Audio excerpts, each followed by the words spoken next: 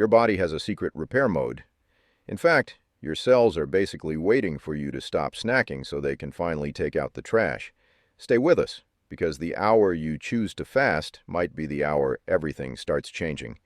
Please hit that subscribe button and turn on notifications. You won't want to miss what's coming next. Check the description for trusted sponsors and ways to support the show. Hayes, I was just thinking about the fact that we live in a world where staying busy usually involves a constant stream of calories, yet our ancestors were essentially professional fasters by necessity. It's funny how we have spent so much time trying to secure a steady food supply, and now that we have it, we are realizing that our bodies actually run better when we occasionally pretend we are back in the Stone Age. I wanted to really get into the weeds today on these different fasting windows because there is so much confusion out there about whether 24 hours is enough or if you really need to push to 36 or 48 hours to see the real magic happen. I'm right there with you, Vince, although my stomach is already starting to form a protest committee just thinking about a 48-hour fast. It is wild because when you tell people you are fasting for a full day, they look at you like you have joined a cult, but the research tells a completely different story. We are not just starving ourselves. We are triggering these incredibly specific biological switches that have been part of our DNA since before the agricultural revolution. I think it is important to start with that first big milestone, the 24-hour fast, because for most people, that is the gateway into the deeper stuff. The 24-hour mark is where things get really interesting from a gut perspective. We talk a lot about gut health these days, but we often forget that the best thing you can do for a stressed-out digestive system is simply to give it a break.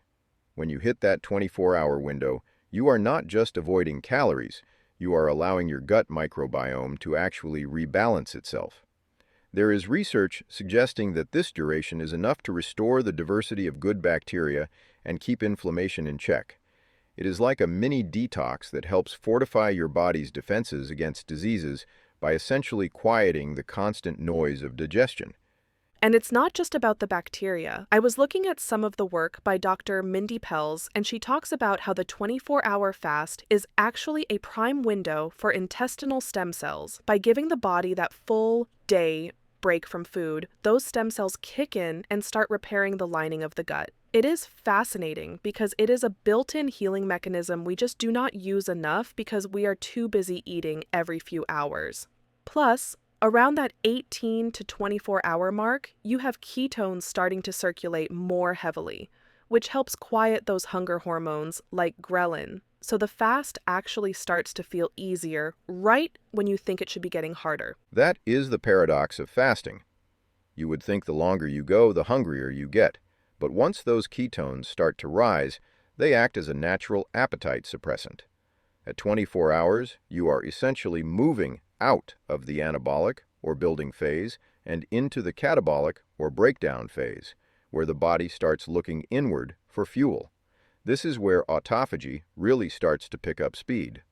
Autophagy is that cellular cleanup process we are always hearing about, where the body identifies old, damaged cellular components and recycles them into new materials. It is like a biological spring cleaning that naturally declines as we age, but fasting gives it a massive boost.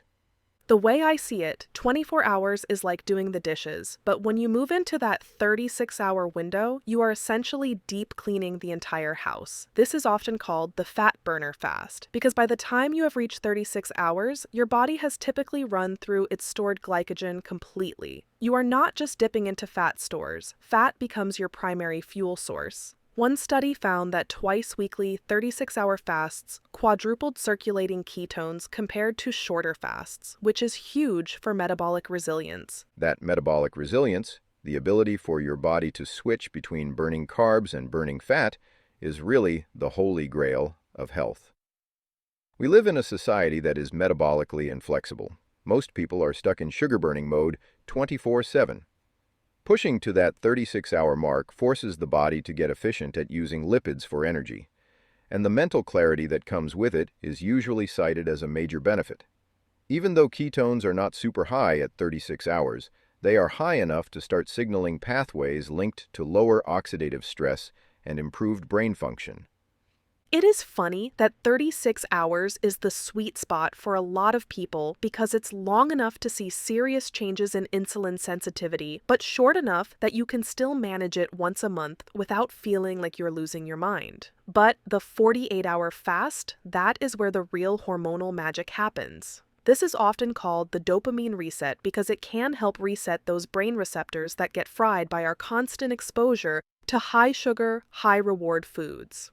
When you reach 48 hours, your brain starts producing more brain-derived neurotrophic factor, or BDNF, which acts like fertilizer for your neurons. It protects existing cells and encourages the growth of new ones, which is why people report such incredible focus and mental acuity at this stage. And we cannot forget the growth hormone surge.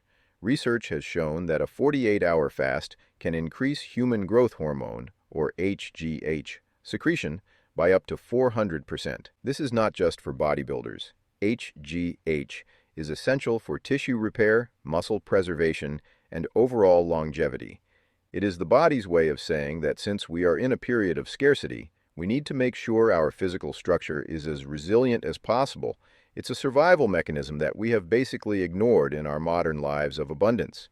It really makes you realize how much repair potential is just sitting idle in our bodies. But as we age, that natural repair crew of stem cells starts to slow down, and we do not bounce back like we used to. If you want to support that natural renewal, you should check out Stem Active. It's a premium supplement made in the USA that uses ingredients like Madagascan aloe to help your body naturally release more stem cells into your bloodstream. Clinical studies show it can increase circulating stem cells by 40 to 60%. Scan the QR code on your screen or click the link in the description to try it risk-free with their money-back guarantee. Now, speaking of those stem cells, let's look at what happens when you push even further, like past that 48-hour mark. Pushing past 48 hours is where you enter the territory of a full-blown immune system reset. This is based on some really groundbreaking research by Walter Longo at USC. He found that prolonged fasts of 72 hours or more essentially force the body to recycle old, worn-out immune cells and generate entirely new ones. It does this by lowering an enzyme called pKa, which acts as a signaling molecule that tells stem cells to stay in a maintenance mode.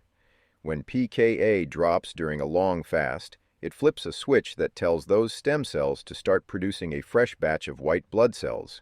It is literally like hitting the factory reset button on your immune health.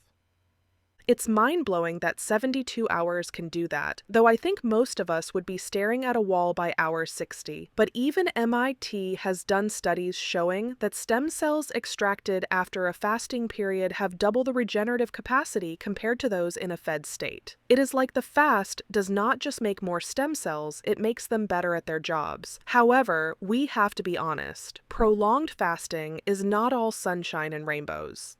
Once you go past 48 hours, you have to be much more careful about muscle loss and electrolyte imbalances. Some research suggests that pushing too far can actually increase inflammation markers, like C-reactive protein, temporarily as the body deals with the stress of starvation. That is a great point.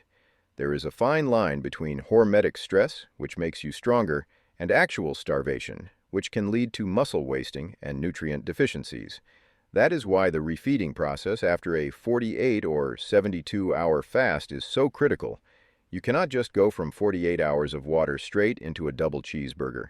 Your digestive enzymes are basically on vacation, and hitting them with a heavy load like that can cause serious digestive distress or, in extreme cases, refeeding syndrome. The safest way to break a 48-hour fast is to start with something very small and easily digestible, like bone broth or a few slices of avocado. You want to wake up those enzymes slowly. Give it an hour or two. See how your gut feels, and then maybe move on to some lean protein like eggs or a small piece of fish. It is all about the low and slow approach to reintroducing nutrients. Exactly.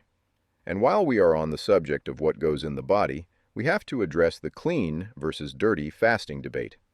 If you are a purist, a clean fast means absolutely 0 calories. Just water, black coffee, plain tea, and some electrolytes.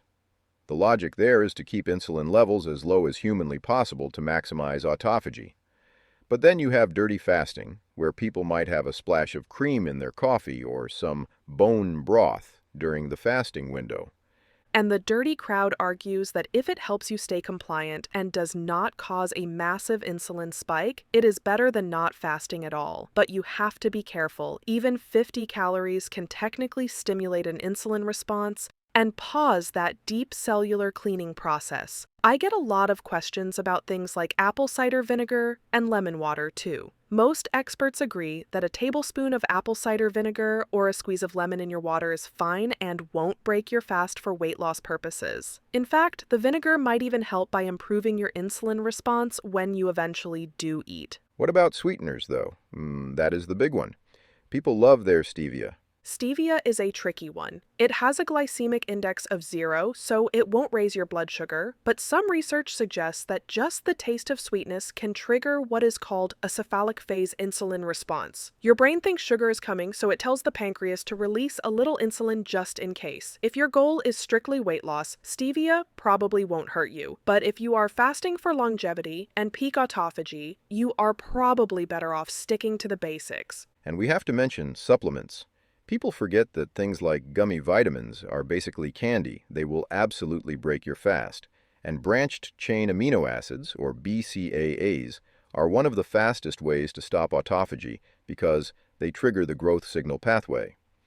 If you are in a 48-hour fast, you want that pathway suppressed so that your body stays in repair mode. The only supplements you really should be taking during a long fast are electrolytes like sodium, potassium, and magnesium to keep your heart and muscles functioning smoothly. It really comes down to what your goal is. If you are just trying to lose a few pounds, a little dirty fasting might be fine. But if you are looking for that deep cellular regeneration, that 24-hour gut repair, or that 48-hour growth hormone surge, you really want to keep it as clean as possible to get the full biological benefit. It is about being intentional with that window. And I think that is the perfect place to wrap up today. Yeah, we covered the gut resets at 24 hours, the fat-burning peaks at 36, and that massive hormonal and brain boost at 48. And of course, the fact that pushing past 48 can basically rebuild your immune system if you are brave enough. It is a powerful tool, and the best part is it is totally free. You just have to master the art of not eating. It's been a blast diving into this. Just remember, everyone, always listen to your body and maybe start small before you try to go for the full 48-hour superhero mode. And yes, this is the rare wellness protocol where doing less is literally the assignment. Consider it productivity, but for your cells.